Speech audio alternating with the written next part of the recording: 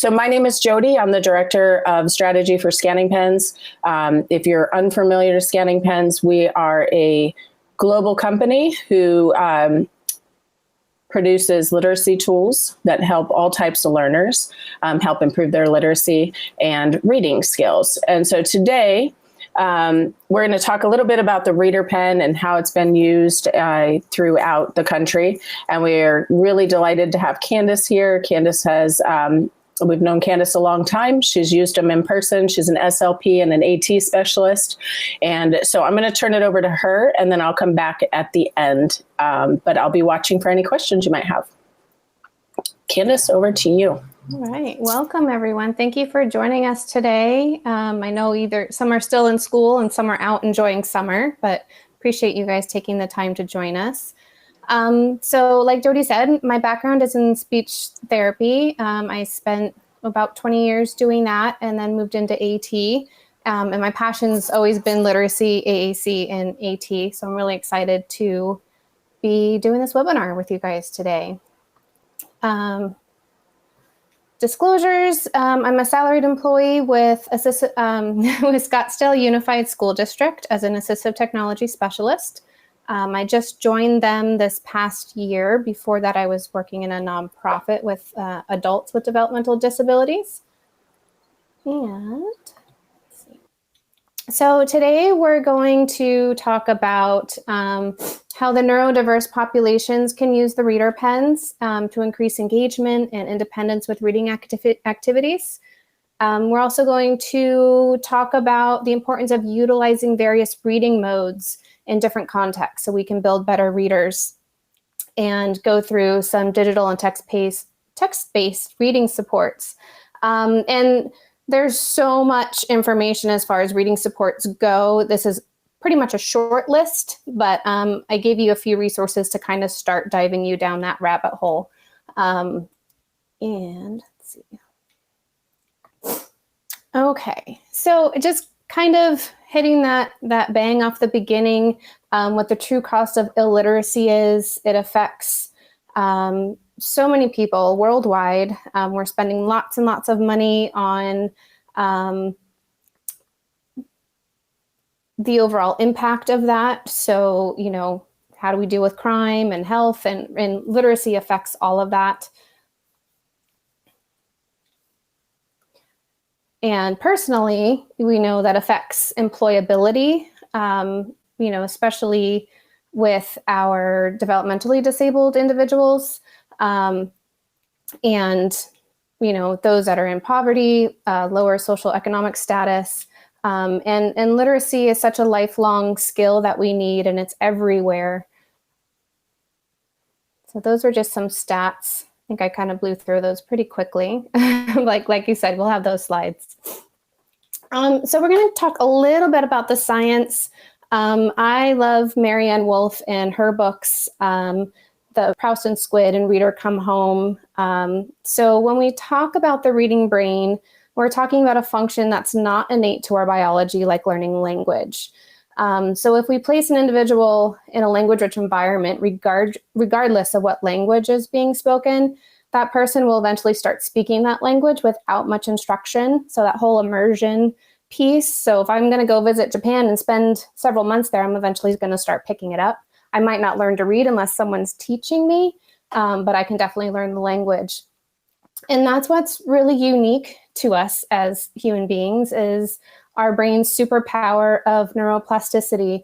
We're able to make new connections using existing structures, and you know, that can be shaped by experiences.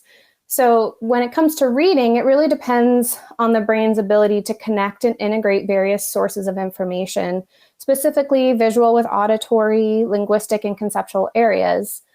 And when there's exposure to reading, we experience new feelings, which prepares us to understand more complex emotions.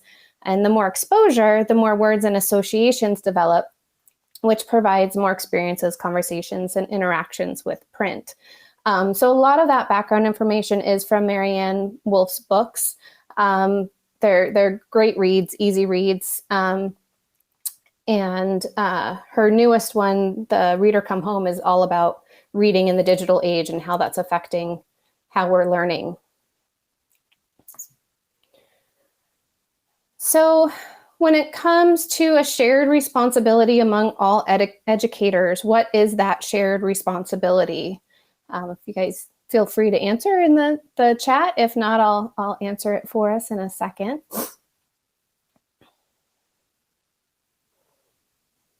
No takers? Okay.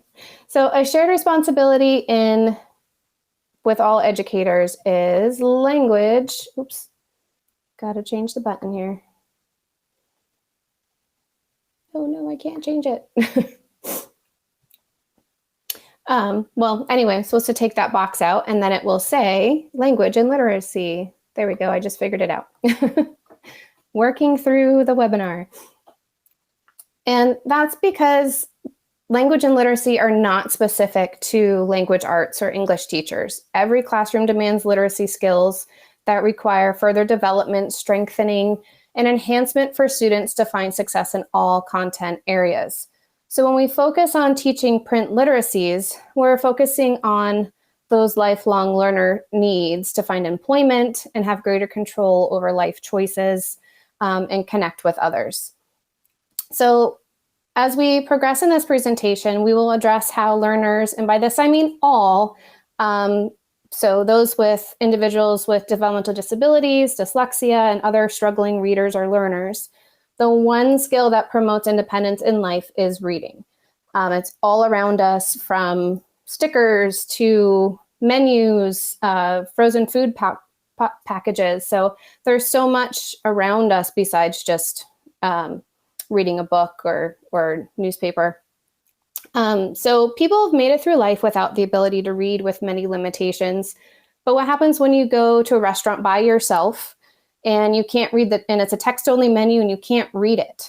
You have to rely on others, whether that's the server to say, can you make a recommendation for me, and pray that they are going to recommend something that you're actually going to like. Or constantly order the same thing because you know what's familiar. So we can teach all those life skills, but without literacy, it's really lacking that meaningful component. All right.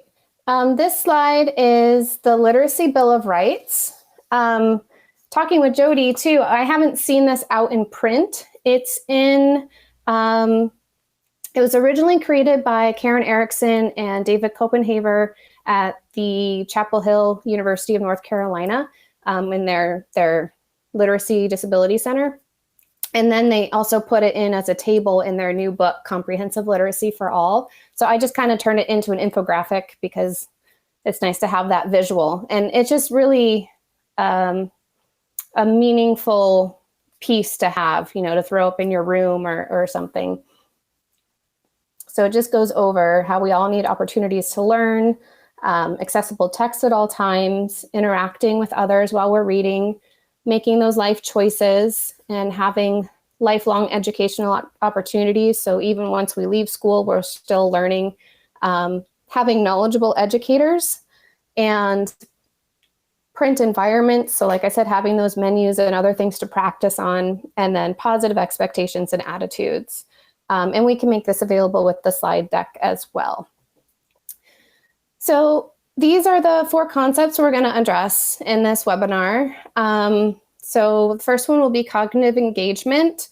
So that's that motivation. How do we get that intrinsic motivation going for someone to become a reader and enjoy it?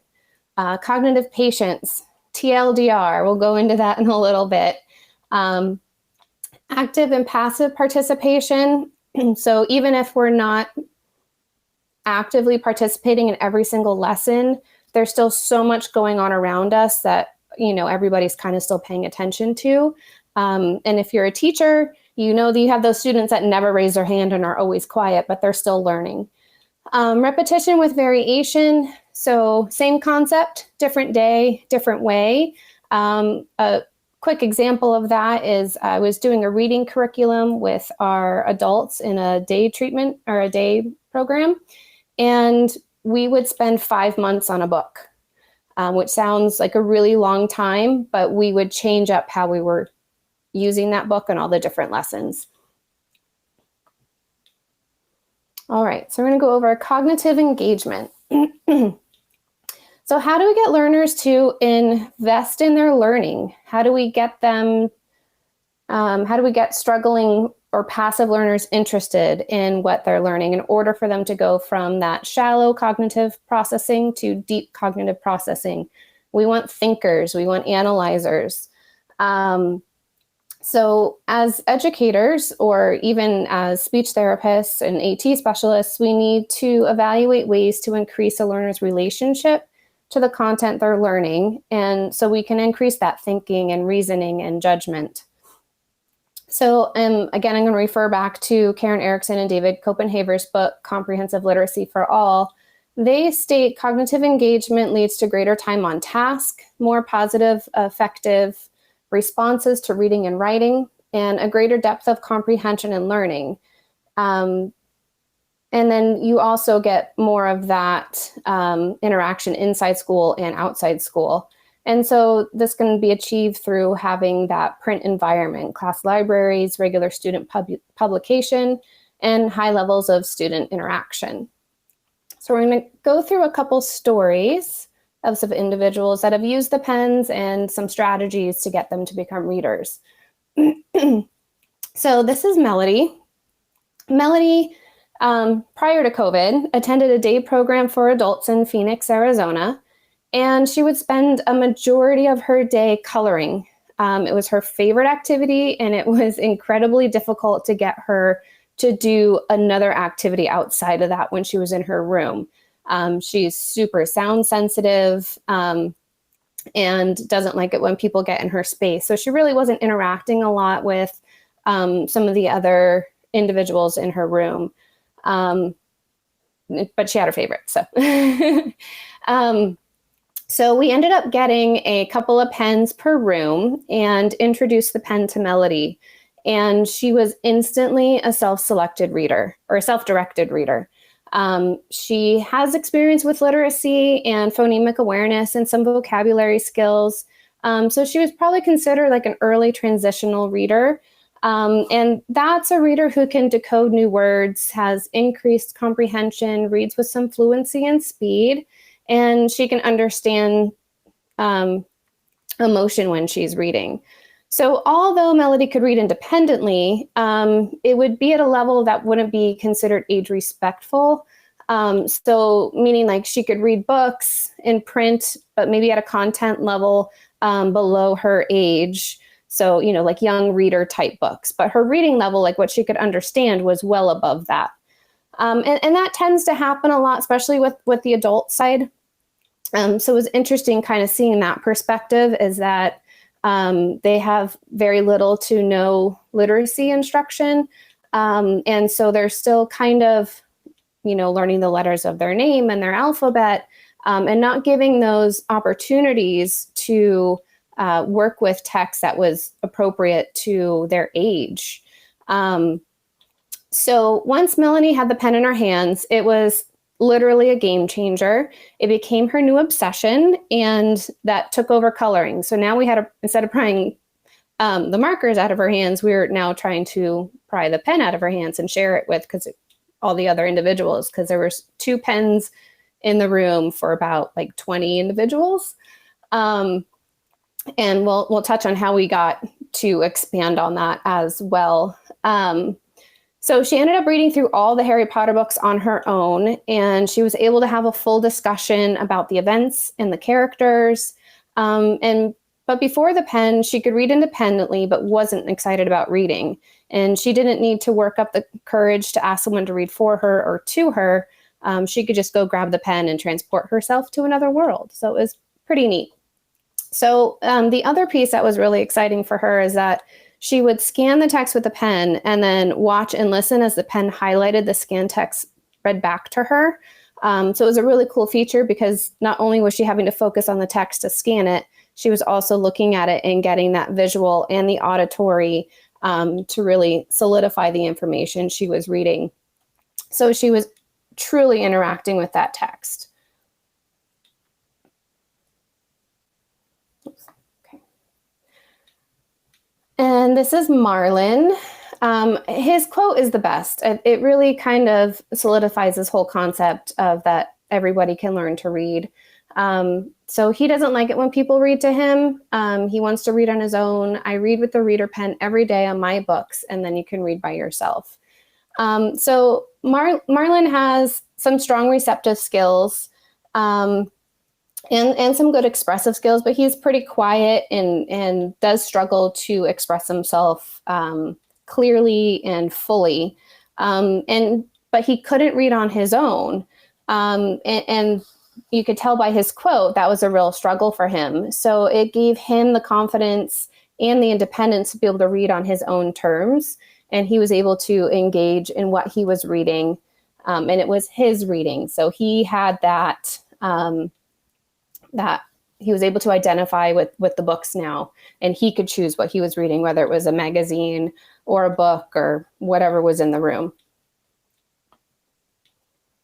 All right. So as I said before, we figured out a way to get Melody to share that pen.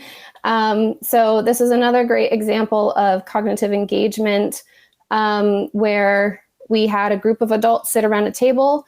They each grabbed a book of their own. So once we introduced the pens and the reading curriculum, they were going out to the public libraries and checking out books. They were going to Goodwill and getting different books. So instead of having young early readers, they were now having more age-respectful content in the rooms. And so this was an activity, if you can see in the picture, there's a little Bluetooth speaker in the middle of the table. And we plugged the auxiliary cord in from the pen to the speaker. And everybody went around taking turns reading with the pen. Now, it wasn't like considered like a true group read where everybody was reading the same book and they were discussing it. This was truly engagement where they were all just kind of taking turns reading the books that they got and sharing that way. And they loved it. So we had a couple readers in the group, a couple non-readers, but it was just a great way for them to interact. And like I said before with Melody, she had a very select few of individuals that she would interact with. So this kind of also expanded her group as well. All right, cognitive patience, TLDR. Hopefully my internet stays because I just got a notice. So if you don't know, which I'm newer to learning what this acronym means, it is, we'll stay on this one, too long, didn't read. So I'm sure you hear a lot of middle school and high school students say that a lot, even some adults. We've really become skimmers with everything being digitized and online for us. So there's, technology's booming. There's so many distractions to keep our focus, especially when reading. We have ads, we have sidebars, there's all these different things to keep our focus, plus people coming in and out of rooms and just all those other fun little distractions, checking your phones. So how many times do you catch yourself skimming through a web page or a newspaper article? Do you reread a line and still don't catch its meaning? Or do you actually sit down for pleasure and read or belong to a book club? So think about all those different ways that you read and what do you really retain and remember, so typically the science is telling us that when we sit and interact with text, so that's taking the time to actually read through, analyze, and process what we're reading versus skimming, we're having, better connection with that text.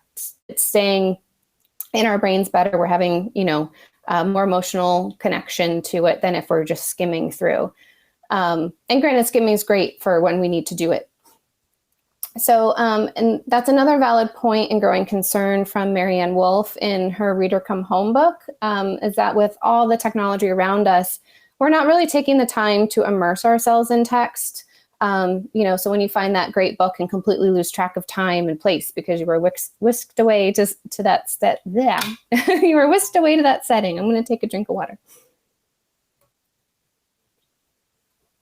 So that inner voice is really vital to connecting with text, as it helps us understand those different emotions of the characters or analyze material to apply to our daily lives or work. But what about those struggling readers that cannot access text in print? We can slow down and take our time by listening to text, sitting with someone to engage in reading, like a shared reading or guided reading experience, or using assistive technologies to help us focus. But we really need to be reading with a purpose. That's that key piece. So this is an example of kind of taking that time. Just by looking at the picture, the student is using a scanning pen to read a test to help them really focus on the words, vocabulary. So like his quote says, sometimes we get stuck on a word and need help. So it's easy to kind of have that piece built in instead of having to go look for a dictionary and kind of figure it out, especially for those struggling readers. That's a harder skill to do. So like I said, here's a super short list of some helpful tools. If you're not familiar with them, great. If you are, even better.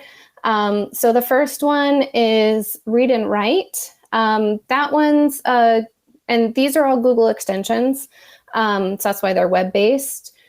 So Read and Write there's a free extension version, but that one's pretty much just a screen reader. The premium version gives you this full toolbar that you're seeing up here. And I highlighted a couple of the icons that are helpful for getting that focus.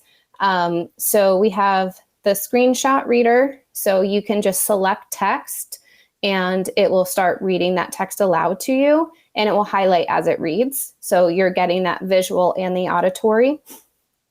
There's a screen masking tool. So again, getting that focus. So and what I mean by that is, like, if we have digitized books or any type of text and it's on a screen, because we have all those other distractions, we really want to get that visual component to focus on so we can have that interaction. So the screen reader kind of like makes like a reader view bar. So it will go through and highlight certain text and then gray out other portions. So you can just highlight a portion that you want to read. And then another piece is simplifying. So you can take a website and you can simplify it to take out all those ads and everything. And it's just kind of like that reader view, like you would have on, whether you use an iPhone or Android, you have that simplified view. So these other extensions, again, are all free. The Read and Write Premium, as a teacher, you can sign up and get a premium version for free. But all these other ones are available and they're pretty awesome. So when we're talking about that cognitive patience, when we're reading on the web, we want to look at screen masking. So can we just highlight certain portions that we want to focus on, simplifying the pages, and then PDFs also become a challenge sometimes. So that screenshot reader is great for that. And there are other extensions that read PDFs. So ReadB is one that simplifies, and you could change font, you can change background, so you can play with those contrasts. Reader View is that simplified piece where it just takes all the clutter out. Again, you have options there to kind of play around with font and text and backgrounds. AT bar is very similar to Read and Write, except it doesn't have all those features. You can change, like you can do color overlays. So kids that need a certain type of contrast, you can have a red overlay, you can have a green overlay, you can do yellow, which really helps with those visual components. And then the screenshot reader by TextHelp, this one is a free extension where, again, like I said, you can grab any text on any page and now turn it into something that can be read. So I had a student that I trained to use this screenshot reader, and she had a social story as a PDF from like Teachers Pay Teachers on her Chromebook, and I taught her how to do it, and she was so excited because she could read it by herself. These are some app-based apps. again, kind of focusing on that audio portion with that visual component. So we're really getting that interaction. So Speechify does that. Pictello is more of like a storybook creator, but you can download EPUB books to it. And then it highlights as it reads to you, and it gives you some voice options.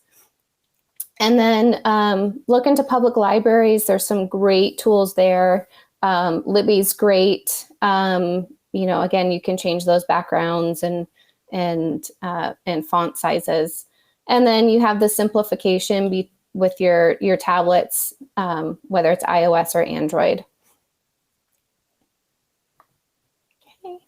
And then some paper-based ones. Obviously, we're going to highlight the ReaderPen.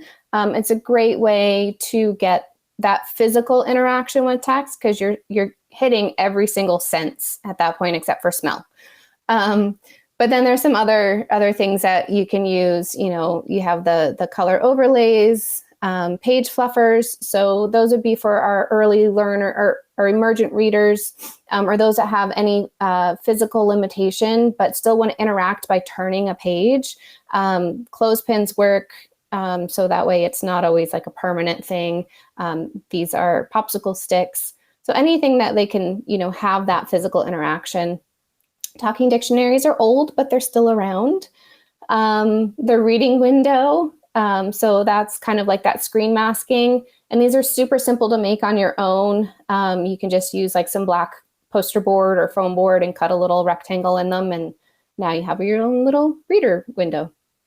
And then positioning aids are huge. Think about how many times you change positions when you're reading a book. Some like to lay down, some to, on their back, on their stomach, on their side, at a table. So there's all those different options. And then bringing that angle up sometimes really helps for those that are struggling to read. All right, active and passive learning.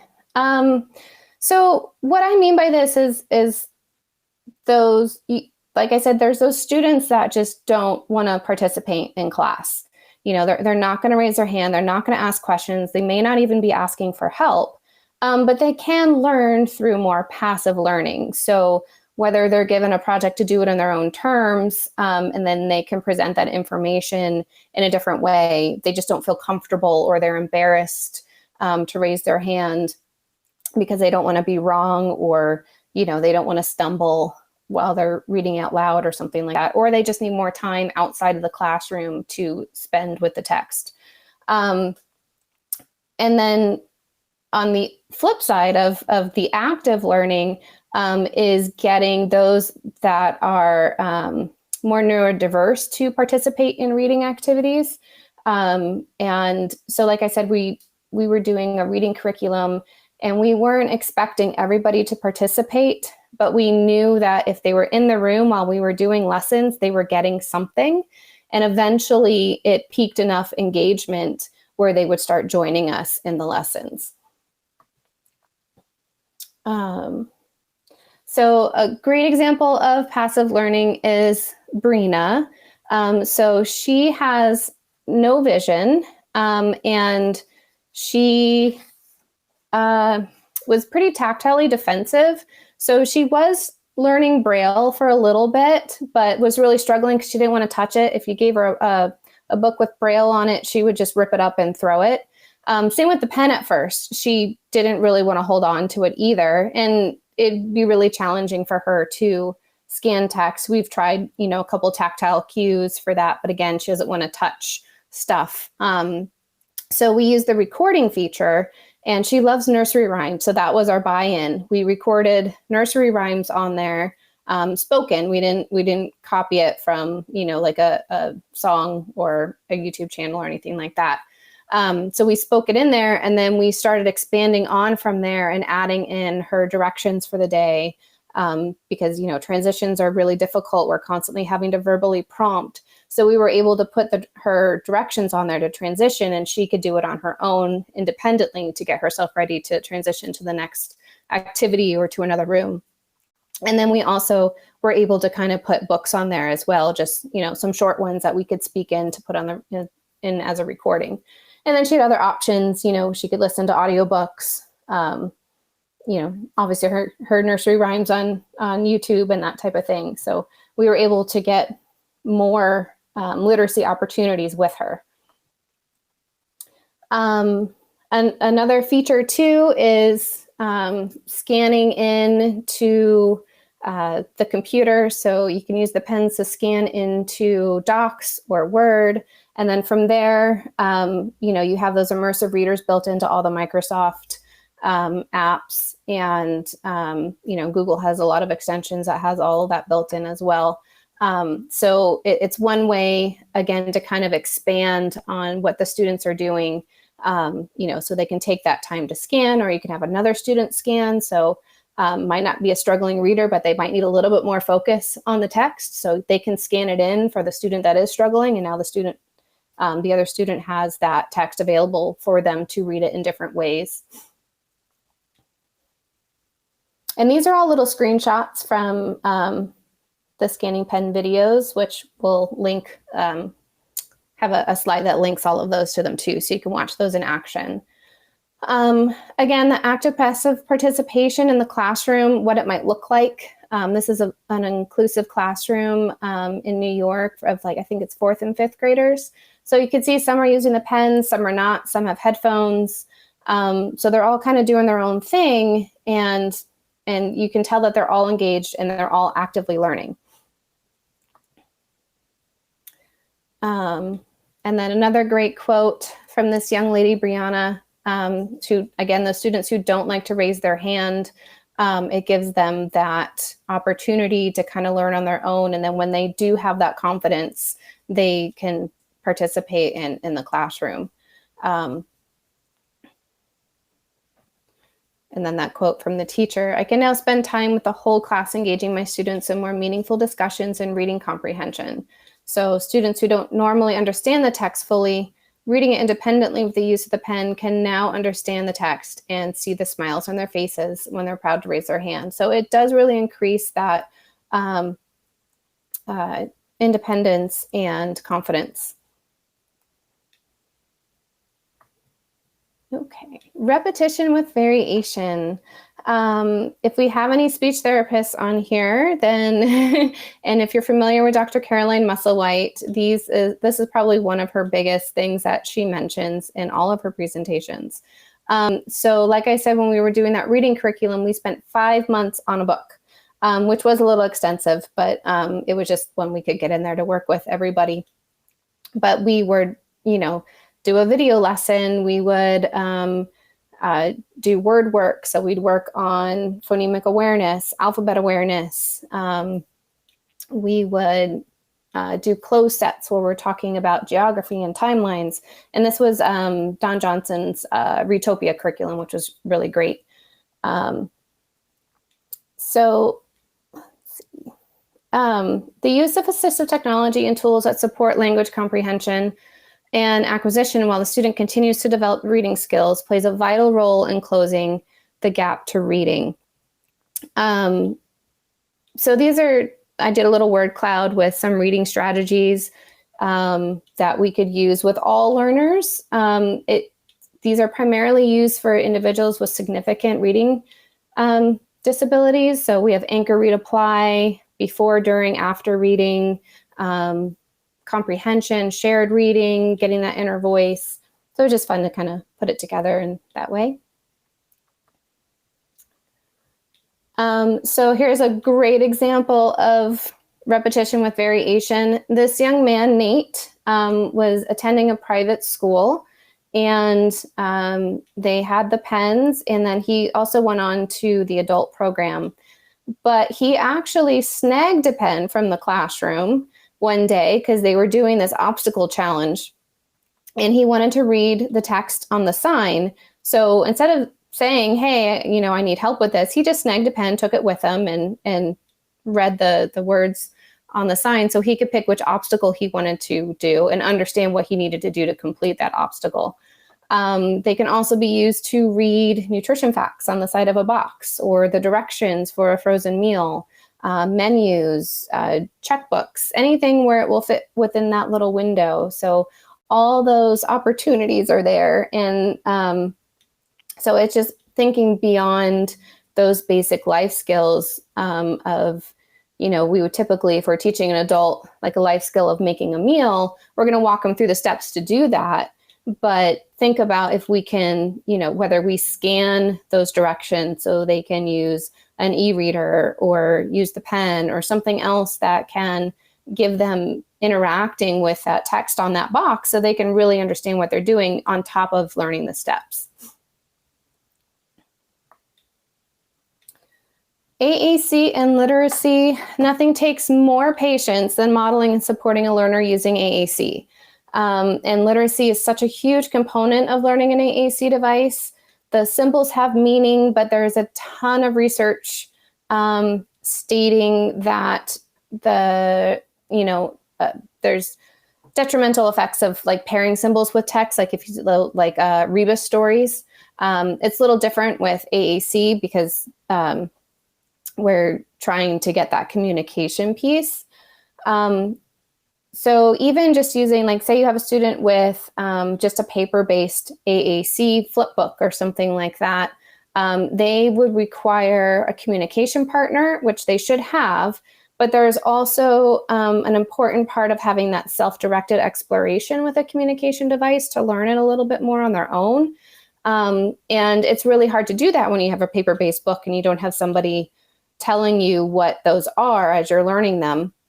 So again, because we do incorporate text with the symbols, you could use the pen or something else to, you know, whether you scan it up, like using your notes app on your iPhone or something like that, to read those and kind of make it a little bit more digital, just to kind of explore that piece. Not saying that like that's the way to communicate, but again, just to kind of have that interaction with that communication book a little bit more.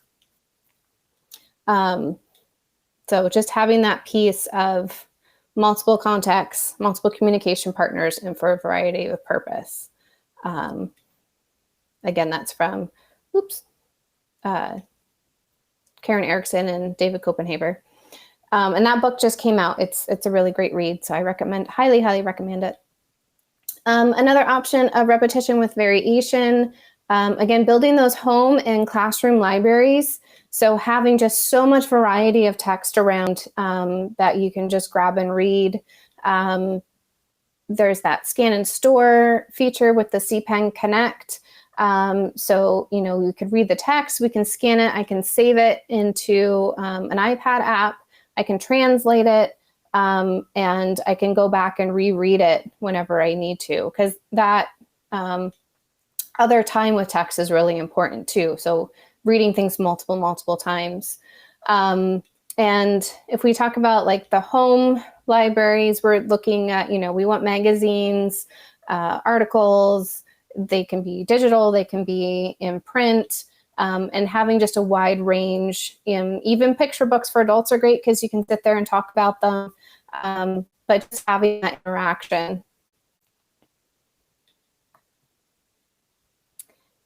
And here I have an adult who was struggling to use the pen, but really wanted to read this book that coincided with the curriculum that we were doing. So I made her a little, kind of like a reader view guide to kind of get the pen in there. And so we'll watch this little short video because her reaction at the end is the best.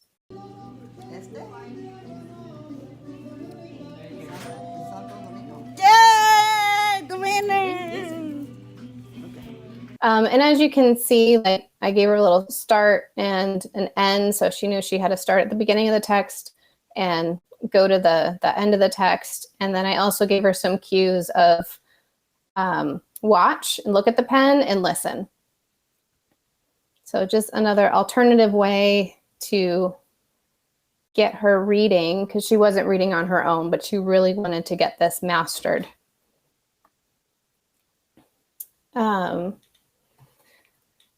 And here's Stephanie. So Stephanie is a piece of inspiration. She is in an employment program, learning those skills to eventually get hired. She works at a no-kill animal shelter in Phoenix called Home for Good, and that's for FUR. It's really sweet. So she was being taught the routine to do her job, and she was getting really close to being hired by the company. But she was still requiring a lot of prompts to get through the whole routine. And reading was really a barrier for her because she couldn't do it independently. So again, we introduced the pen to her, and she was able to kind of go through her checklist on her own. So that way, like, if anything changed, she would pick up there was something new. And Stephanie was so quiet. we could barely hear her when she talks. And so after using the pen a couple of times and getting familiar with it, and with her, or the documents that she needed to do her job, she just lit up and came completely out of her shell. She started talking to us more and advocating for herself a little bit more. And it was just really amazing, the things that she was able to do once she got some more of that literacy. I mean, now we weren't teaching her, phonemic awareness or letter sounds or anything like that. But just the fact that, she could listen to it and understand the words on the page for her to be able to complete her duties at her job was huge. So it was one step closer for her to be getting hired. And again, this was all pre-COVID, so I'm not exactly sure where she is right now. Here's an example. I was talking about those classroom and home libraries. So it's a little mix of different types of text to kind of keep in your libraries, and some different strategies. So wordless text and videos for those emergent learners, or those individuals that struggle talking about stories and stuff like that. Wordless text and videos are awesome because there is no text, so you have to kind of think about it. So it kind of works on building that pre-analyzing piece. Simplified text, again, just getting it on the individual's reading level, but still making sure that it's age respectful. So, we want someone who's in their 40s to be able to read like the New York Times, but they might read at like a third grade level. There are websites that can alter the reading level and simplify it, so that way they are still reading that article, but at a level that's more their speed. Repeated lines. So those are, again, we're going to see more of that with our younger kiddos, like Eric Carle books and stuff like that. Poetry is awesome. Those just right books. So those are the ones where we can figure out that they meet that age requirement, but also the content requirement and reading ability for our individuals. Having picture walks and book talks, listening and discussing, working on that background knowledge so we can build that vocabulary development and understanding. And one I forgot to mention earlier about having that emotional connection with text is when we talk about text, commenting on it. So as a group, you can have a passage or a short chapter, and we're going to comment on that chapter, whether it's like, I like it, it was awful, and then making connections. Like, so say you're talking about a certain character that, maybe the character's a brother. Okay, so who has a brother? Tell me about your brother. Let's make that connection. And again, that's something that can be modified from, our early learners all the way up to our adults. All right, and then here's just another little snippet of extra resources. These are all live links. So even though it's in PDF form, they do work. We did double check that. So these are some live links to kind of send you down that rabbit hole of some other assistive technologies that will help with reading. Rewordify is great. That's one that kind of simplifies everything, and you can change the level. Don Johnson's Snap and Read is another great alternative to Google Read and Write. They do also offer some free trials on that one as well. And I didn't mention anything about writing, although literacy, reading and writing go hand in hand, but we're just focusing on that reading component today. So book creator, so writing your own books or simplifying a book for a student. It's great for making social stories. So any of those components are awesome. And then we have Cami and Jamboard, and then all those other built-ins with the text. So that immersive reader, your notes app on iOS scans documents that you can now save to read later. Looking at open dyslexic fonts and keyboards that you can install on your devices. And then all those, Google and Microsoft are really doing an awesome job with their accessibility features. And then for math, Equatio is another really good one where it reads for you. So, because math is another, one of those content areas where there's a lot of literacy and language involved. All right, so I'm gonna send it back to Miss Jody. So again, some references that I used to kind of create this PowerPoint for you guys today. You can dive into those. And thanks so much, Candace. You covered so many different things. That was really great. If you have questions, you can pop them into the chat box. If you don't, you can always email us afterwards. We'll put the contacts at the end of this slide deck for you. And I think I remember in some of our conversations, Candace, you've talked about using wiki sticks too as a line crossed. Mm-hmm. Yeah, can you use that for that just a minute? Because I know I've mentioned it to some of the OTs and ATs, and they've really liked that one as well. Yeah, so that was one of the things we tried with Brina, trying to get her to see, could we get her to use the pen if she had a tactile guide? You could also use it for your more tactile learners that need to touch something, but yeah, so we tried it with her, but because she was so tactilely defensive, it just wasn't going to fly. But we tried the wiki sticks and like a bead of hot glue just to kind of create that tactile line for them to follow.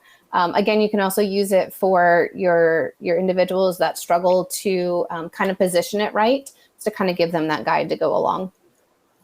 Awesome. Well, and I think, one of the last things that I think like I said, you've covered so much of it. But one of the things that a lot of our schools find useful is that scanning into the computer piece. So it might be to simplify note taking. So you might have a student who struggles with reading. They get 50 pages of biology. They really aren't going to digest that. So they might give up. And we found great success in them scanning the important parts into the computer. And then they've created their own, 2-3 page study guide. So I've heard that is really well in the middle and high schools, so that they just don't feel so daunted by so much text, that's been really helpful. And then one other cool thing I remember us talking about back at one of the schools you were at, you were using it to scan into Excel, right? I did numbers. Scan my inventory of my pens. So I used the pen to scan my inventory of my pens because it was going to take me forever. So yeah, I was able to scan directly the serial numbers directly into the computer for myself. And it probably went from a 2-hour process to a 30-minute process. And it was awesome. But one other thing I wanted to mention that Jody kind of touched about like scanning large amounts of documents, especially with textbooks. Most textbooks and stuff and school content is becoming more digital, but not all of it is. And, especially considering more rural areas and, schools that just don't have a lot of funds, they may not have those one-to-one Chromebooks. Like some schools are, not all schools can be completely digital. So trying to figure out ways, how can we get that text to them? So this is a nice, easy solution. Yeah. Well, awesome. So again, we're running close on our time here. So I'm just going to wrap this up. I really appreciate you coming on today. I always love talking with you. I know both of us were a little nervous in the beginning just due to the fact that this is our first presentation since COVID together. So that was fun. But So yeah, thanks for joining us today. Everybody that's on here, thanks. If you have questions, you can certainly reach out to your business development person. We have people across the country now. If you don't know that, you've probably seen us at ATIA or Closing the Gap for 4 or 5 years now. I think we're on our 5th year. But we've got people across the country now, so we're really excited about that. We have someone in the Midwest, someone in the Northwest, we have someone in the Northeast, and Brian in Texas. We also have a whole staff in Florida, so always here to answer any questions. We do offer also 30-day trials of our literacy tools. So if there's any one of these that were interesting, whether it be the ReaderPen or the Connect Pen scanning into the iPads, just reach out to us, and you can take a free trial. We do offer them. You can just try it out for yourself before you've committed to buying it. And one of the things we did after COVID is extended that out to parents, because we knew that that was a need with the homeschooling and stuff. And so parents can now take advantage of the trials as well. So just know that we're here. We have lots of great videos on our YouTube channel. We are a global company, as I mentioned. So we have, if you want to hear from other countries, there's wonderful videos all over the map of things. But we've created a US one here too, that's more specified to the US or North America. And so you might be interested in that as well. And I think, Candace, you told me this links out, right, from the PDF that we're going to provide. So it should link there. And then if you have questions, you want to ask Candace anything, I'm sure she'd be great and happy to talk to you.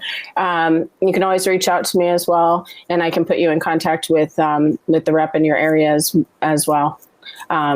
So thanks again for joining us. If there's no questions, we've really, I've enjoyed having you, Candace. It's always fun with you. So it's been a pleasure to be here. I'm happy to do it.